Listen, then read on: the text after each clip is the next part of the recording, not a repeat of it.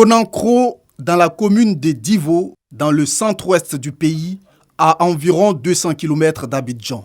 C'est la stupeur au sein de la population après la découverte des corps d'un couple de sexagénaires à leur domicile. Voisins et habitants de Konankro sont bouleversés. Nous, on n'a pas entendu de bruit, en tout cas de la nuit. Et habituellement, la façon dont sa porte est fermée, quand elle sort ou bien quand elle va se coucher, c'est comme ça la porte était fermée. Voilà, donc on n'a pas vraiment soupçonné quelque chose, même le matin quand on sortait. Et il faut dire que comme ses frères de l'église venaient régulièrement demander après elle, parce qu'ils avaient un programme le mercredi, mais ils ne l'ont pas vu là-bas. Les conjoints sont des membres de l'église universelle du royaume des dieux de Divo.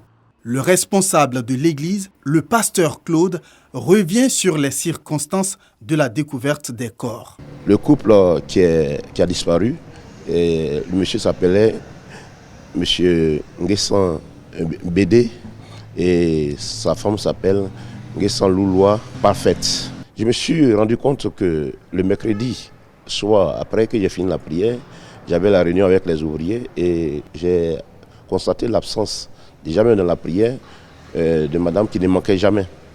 Donc alors j'ai dépêché tout de suite des ouvriers pour aller voir chez eux à la maison, puisque ils savent qu'ils n'ont pas voyagé. Et c'est lorsqu'ils sont arrivés là-bas, tout était noir. Et ils m'ont appelé, j'ai dit bon, cherchez à entrer dans la maison, parce que le portail était fermé. Et ils sont entrés, on a trouvé le corps dans une mare de sang. Donc on a appelé tout de suite la police pour venir constater les faits. Selon le voisinage, c'est sous ce hangar que la femme retrouvée morte avec son époux tenait un restaurant. Elles vont attaquer de l'eau. C'est ce qu'elles vont. Nous-mêmes, on venait payer attaquer chez elle, en tout cas. C'est tout. Pas grande chose. Son mari était malade. Ils ont ouvert sa porte. Vraiment, on a vu le sang partout. Le sang était partout. Ils ont tout dérangé dans la maison. On ne sait pas. On ne sait pas si c'est vol ou si c'est règlement de compte. On ne sait rien. La police a défilé ici. On ne nous a pas encore donné de suite concrète. La brutale disparition du couple Nguessan laisse les populations de Divo encore sans voix. Qui est-ce qui a ôté la vie au couple Nguessan? Qu'ont-ils fait pour mériter une telle fin? Nous ne saurons donner des réponses à ces interrogations que tout le monde ici à Divo se pose avant la fin de l'enquête criminelle en cours. Le commissariat de police du 1er arrondissement de Divo, en charge de l'affaire, est à pied d'œuvre pour mettre aux arrêts le ou les criminels encore en cavale. Un mort, 6 blessés graves. C'est le bilan de l'accident qui s'est produit au rond-point de Grand Bassam le dimanche 16 janvier à 18h. Celui qui a perdu la vie, un élève de terminale âgé de 19 ans. C'est mon frère de l'enfance. Depuis aussi petit, on avait l'école primaire ensemble. Cette année, on doit passer le bac ensemble. Il est décédé du coup à ma maman. Moi, j'étais dedans, derrière le chauffeur. Bon, en même temps, moi, j'ai vu la porte était renversée en même temps. Donc, moi, je me suis débrouillé pour sortir. Le chauffeur du minicar roulait à vive allure et faisait un genre de rodéo appelé bord d'enjaillement. Il a perdu le contrôle du véhicule. Des volontaires ont prêté main forte aux victimes. C'était chargé. Lui qui est mort, il était assis à la fenêtre. Dès qu'il est venu à gauche, le fait de rabattre à droite, là, il a fait un tonneau 2 fois. Le chauffeur s'est blessé, il a pris la fuite comme ça. L'apprenti l'est soulevé. Plus que les blessés sont venus se coucher, on croyait qu'il était là. Après, bon, je ne le vois plus. Ces adolescents qui occupaient le minicar sont de la commune d'Aboubou. Ils venaient de célébrer un anniversaire à la plage. Ils étaient une trentaine dans ce véhicule de 18 places. Un autre accident dans la commune de Cocody, après le pont à péage HKB. Cette fois-ci, un motard. Il a percuté un véhicule. Il y a 2 voitures qui passent. Il veut rentrer au milieu des 2 voitures. Non, en rentrant là, la première voiture là, il a coincé la première voiture. Lui a moto sans sur le mur. Moto est parti, lui il est resté. Il avait un casque, le casque allait de l'autre côté là-bas, la voiture a marché dessus. La parade à moto s'est achevée pour lui. Les ambulanciers sur le lieu ne pourront pas le sauver. Le propriétaire du véhicule percuté, traumatisé.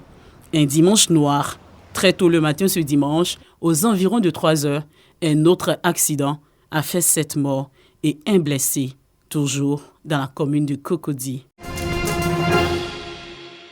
Le coronavirus continue de faire des victimes en Côte d'Ivoire. Sur 79 221 personnes testées positives, on dénombre 74 296 cas guéris, dont 758 décès.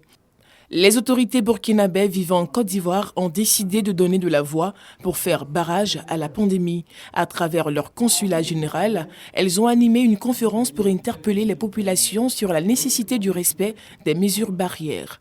Malgré les occupations, la communauté a bien voulu venir mieux s'imprégner de cette maladie à coronavirus et de trouver les voies et moyens pour lutter contre cette pandémie. Une initiative soutenue par le représentant de l'OMS, l'Organisation mondiale de la santé en Côte d'Ivoire. Dr Jean-Marie Vianney Yameongo s'est prononcé sur le contexte de la pandémie, ses caractéristiques, sa situation actuelle, avant d'exhorter les responsables des différentes couches de la société burkinabé en Côte d'Ivoire à être des relais de sensibilisation dans leurs différentes communautés.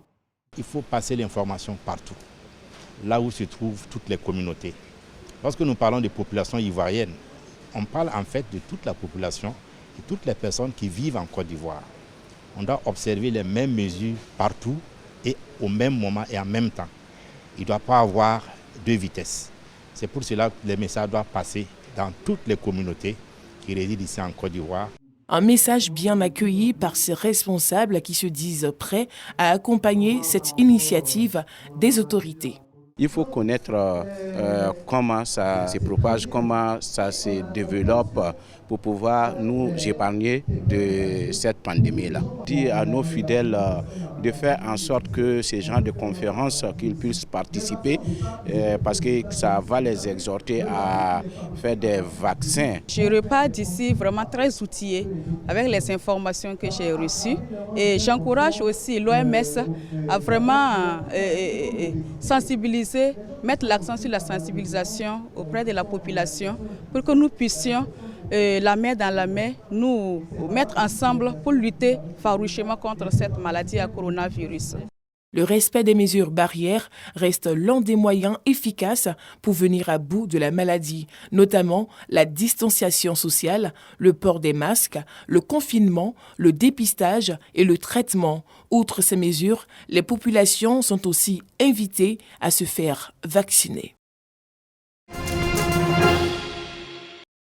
Le Burkina Faso valide son billet pour les huitièmes de finale de la CAN après son match nul face à l'Éthiopie. Lors de la troisième journée de la phase de groupe, bien entré dans le match, Cyril Bayala exploite parfaitement une passe de Benjamin Guira et permet aux Burkinabés de mener au score 1-0 à la mi-temps. La pause est salutaire pour les Éthiopiens qui reviennent dans la partie avec l'égalisation sur pénalty signé Jetane Kedebe. 1-1, score final. Dans l'autre match, pas de carton plein pour le Cameroun. Vainqueur lors de les deux premiers matchs, les Lions indomptables ont été accrochés par le Cap-Vert. Si l'inarrêtable Vincent Aboubakar s'est encore illustré avec son 5e but dans cette compétition, les Cap-Verdiens ont su réagir en rétablissant la parité juste après la pause. Avec ce but, les hommes de Boubista ont de grandes chances de finir parmi les meilleurs 3e et valider leur qualification pour les 8e de finale. Mais ils devront attendre l'issue des autres poules.